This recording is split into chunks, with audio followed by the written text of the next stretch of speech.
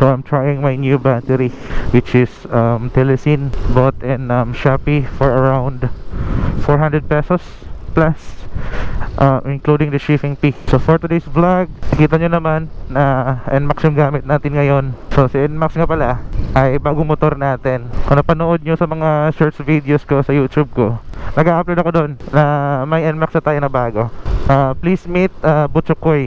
Butchokoy yung pinangalan ko kasi wala lang, naisipan ko lang na Butchokoy yung pangalan sa kanya. And actually nakapag first change oil na tayo. Nakuha na din natin yung original na ORCR ng motor natin and temporary plate number. Shoutout sa Yamaha Rev Zone sa may Maximum Avenue sa Cebu City. Harap lang yan ng Robinsons. Shoutout. Diba? Sobrang bilis lang. Na-try ko din mag-record ngayon kasi medyo matagal na din tayo din nakapag-vlog. Gawa nga ng marami tayong ginagawa and nasira din yung battery natin. And thankfully, nakabili tayo ng bago. And sana matagal malubat and matagal masira. Oh no! Yun lang, naabutan tayo ng stop. So ito yung scenario natin everyday papuntang work. Ito yung way natin. Sobrang traffic, diba?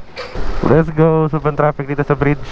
Dito tayo ngayon sa sa first bridge. Mas kilala sa tawag na Old Bridge dito sa Cebu. Late na naman tayo sa work.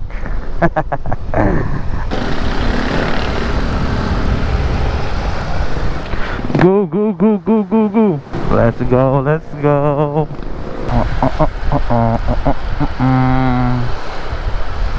Pinagbabawal ng teknik.